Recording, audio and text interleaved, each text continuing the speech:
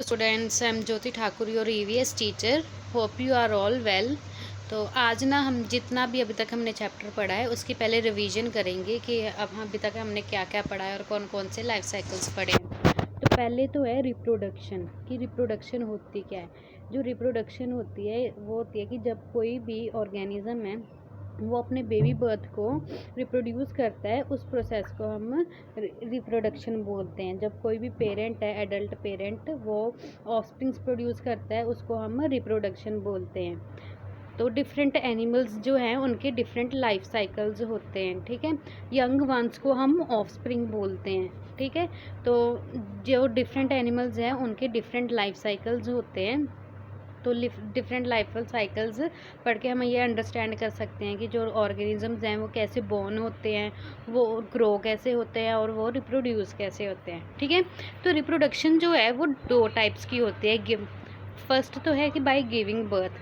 First type of reproduction क्या है कि वो पहले bye giving birth, and second type है बाय लेइंग एग्स। जो बर्थ गिव करते हैं वो डायरेक्टली यंग वंस को बर्थ दे देते हैं, ठीक है। इनको हम मैमल्स बोलते हैं। क्या बोलते हैं? मैमल। जो बर्थ गिव करते हैं उनको हम मैमल्स बोलते हैं। जो बेबी है वो मदर की टमी में ग्रो करता है, जैसे कि tigers, elephant and human beings, ये सभी मैमल्स के एग्जाम्पल हैं। और जो एग्स ले करते हैं वो क्या करते हैं कि जो बेबीज़ हैं वो एग्स के अंदर ग्रो होते हैं, और जब वो बाहर आने के लिए तैयार हो जाते हैं, रेडी हो जाते हैं, देन वो तभी वो बाहर आते हैं। और लेइंग एग्स के एग्जांपल्स हैं hens, snake, frogs and butterflies. तो पहले हम ह्यूमन लाइफ साइकिल पढ़ेंगे कि ह्यूमन का लाइफ साइकिल कैसा होता है। पहले ये देखो, ये ह्यूमन बेबी का human life cycle, human being का। सबसे पहले ये है कि एडल्ट जो है वो बेबी को प्रोड्यूस करेगा, ठीक है। तो बेबी को जब उसने बर्थ दिया तो बेबी की ग्रोथ हुई। बेबी जो था वो चाइल्ड में कन्वर्ट हो गया, मतलब कि पहले जो है बेबी जो है फिर वो चाइल्ड में गया, और चाइल्ड से टीनेजर, टीनेजर से एडल्ट, ठीक है। तो फर्स्ट जो स्टेज है वो होती है बेबी। ह्यूमन बींग्स की फर्स्ट लाइफ साइकिल जो होती है वो बेबी। जो बेबी है जब मम्मा के बर्थ देती हैं बेबी को, उसको हम बेबी बोलते हैं, तब वो बेबी वाले स्टेज में होता है। और जो सेकंड स्टेज आती है चाइल्ड। जो बेबी है जब धीरे धीरे से चलना स्टार्ट कर देता है, टॉक करना स्टार्ट करता है, तब वो चाइल्ड की एज में आ जाता है। और इस एज पे वो, चाहे वो लड़का है या लड़की है, उसको हम चाइल्ड ही बोलते हैं। और जो चाइल्ड है उसके वो अपने पेरेंट्स पे डिपेंडेंट होता है, फूड के लिए भी, सेफ्टी के लिए भी, एजुकेशन के लिए भी। चाइल्ड फेज़ में जो है, जो चाइल्ड है वो अपने पेरेंट पे डिपेंडेंट होता है, फूड के लिए भी, एजुकेशन के लिए भी और सेफ्टी के लिए भी।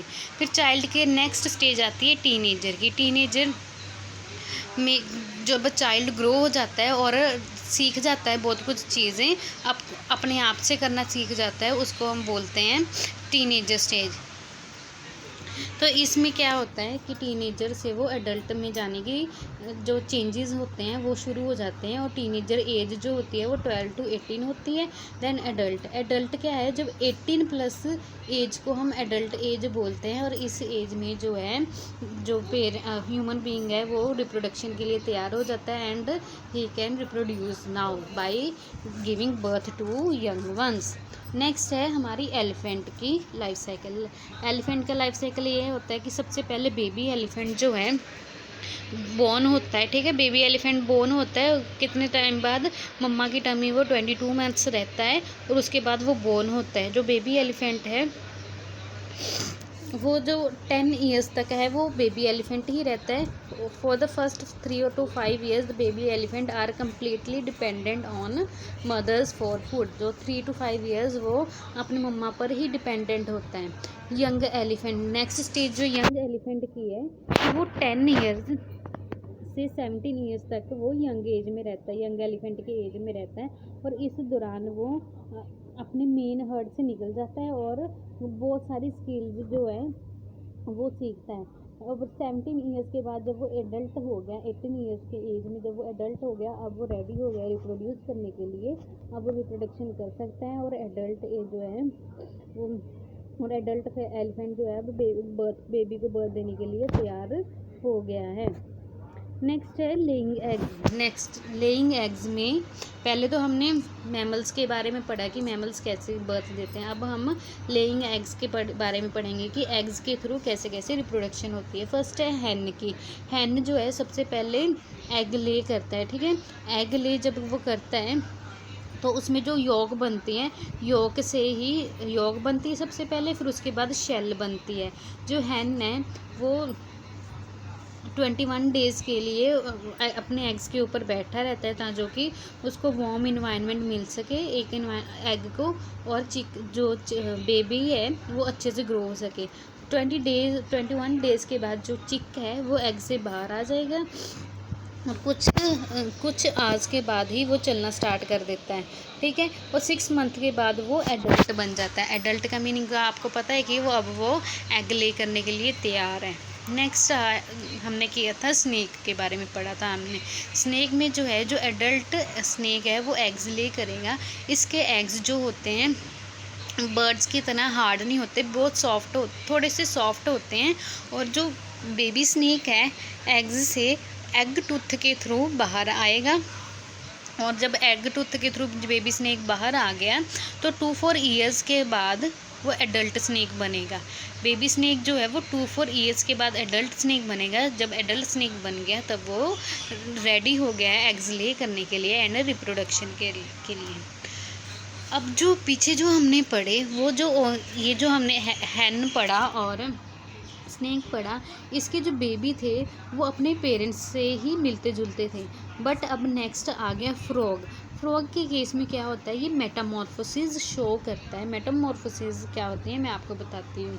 पहले तो जो है एडल्ट फ्रॉग जो है वो एग ले करेगा इन वाटर में। जो एग ले कर लिए फ्रॉग ने, तो फ्रॉग के एग जो होते हैं बिल्कुल बहुत सॉफ्ट होते हैं, सॉफ्ट एग होते हैं, ठीक है। और जो वो सॉफ्ट एग जो हैं उसने नेक्स्ट स्टेज आ गई टेडपोल। टेडपोल जो है वो एग्स के इनसाइड ही डेवलप होता है, फिर हैच होने के बाद वो बाहर आ जाता है। और जो टेडपोल है वो पानी में स्विम भी कर सकता है और ब्रीथ भी कर सकता है क्योंकि इसके पास गिल्स होते हैं। अब ये जो टेडपोल है अपने एडल्ट फ्रॉग से बिल्कुल डिफरेंट है दिखने में, राइट। तो इसको ही हम मेटामॉर्फोसिस बोलते हैं कि बेबी और एडल्ट में जो कंप्लीट चेंज हो दिखने में, उसको हम मेटामॉर्फोसिस बोलते हैं।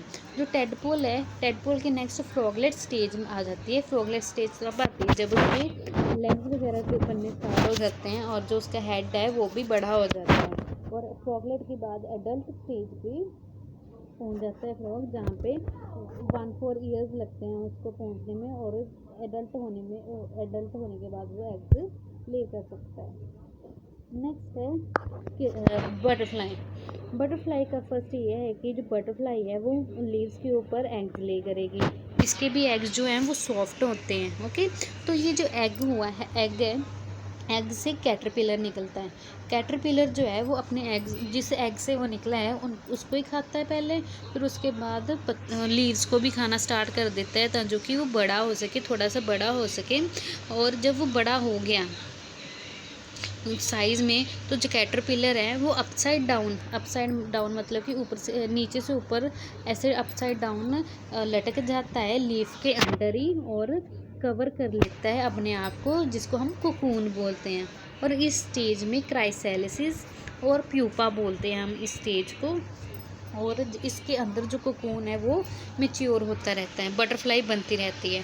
अब जब बटरफ्लाई बाहर आने के लिए तैयार हो गया, क्राइसैलिसिस में जब बटरफ्लाई बाहर आने के लिए तैयार हो गया तब वो बटरफ्लाई बाहर आ जाती है। और बाहर आने के कुछ घंटे बाद ही आफ्टर 3 आवर्स बटरफ्लाई जो है वो रेडी टू फ्लाई हो जाती है, और एडल्ट बटरफ्लाई जो है वो एग्स ले करना स्टार्ट कर देती है। तो आई होप आपको ये समझ आया होगा। अब ये क्या है कि अब हम डिफरेंट लाइफ साइकिल को कंपेयर करते हैं, ह्यूमन हैन एंड बटरफ्लाई के अगर हम करें कंपेयर, तो ह्यूमन बीइंग जो है वो यंग वंस को बर्थ देते हैं, हैन जो है वो एग्स ले करते हैं, बटरफ्लाई भी एग्स ले करते हैं। तो हैन और बटरफ्लाई का जो है way of reproduction is same, और ह्यूमन बीइंग का अलग है। अब नेक्स्ट है लाइफ साइकिल में क्या क्या चेंजेस हैं। ह्यूमन बीइंग्स के लाइफ साइकिल में क्या है कि जो मदर है वही मदर जो है बेबी को बर्थ देती है, but in Hahn and butterfly दोनों में ही जो मदर है वो एग्स ले कर रही हैं। इन ह्यूमन बीइंग जो बेबी है वो चाइल्ड बन जाता है, बेबी जो है वो चाइल्ड बन जाता है, but in Hahn and butterfly दोनों में जो है चिक और जो कैटरपिलर है वो एग से हैच होके बाहर आते हैं, मतलब कि एग से हैचिंग हो रही है दोनों में। नेक्स्ट है जो ह्यूमन बीइंग है उसके नेक्स्ट स्टेज में क्या होता है कि जो चाइल्ड है वो टीनेजर बन जाता है, बट हैग के केस में क्या होता है, हैन के केस में जो चिक है वो एडल्ट बन जाता है। पर बटरफ्लाई के केस में क्या होता है कि इसमें मेटामॉर्फोसिस हो जाती है। मेटामॉर्फोसिस आपको बताया था मैंने क्या होती है कि जो कैटरपिलर है वो कोकून बनाएगा, फिर कोकून से प्यूपा बनेगा, ऐसे ऐसे, ठीक है। Next life cycle human being के केस में है कि जो टीनेजर है वो एडल्ट बन गया। अब फोर्थ स्टेज में आके अब ह्यूमन बीइंग जो है वो एडल्ट बना। हैन की जो है वो सिर्फ 3 लाइफ साइकिल होते हैं, बटरफ्लाई के भी 4 होते हैं, ठीक है। अब ह्यूमन बीइंग की लाइफ स्पैन मतलब कि कब तक वो जिंदा रहेंगे, तो ह्यूमन बीइंग की 80 to 90 ईयर्स होती है, हैन की 5 to 10 ईयर्स होती हैं, एंड बटरफ्लाई की 1 वीक to 12 मंथ्स होती हैं। सो आई होप आपको ये समझ आया होगा। अगर आपको कोई भी डाउट है आप तो मुझसे पूछ सकते हो। सो बाय बाय।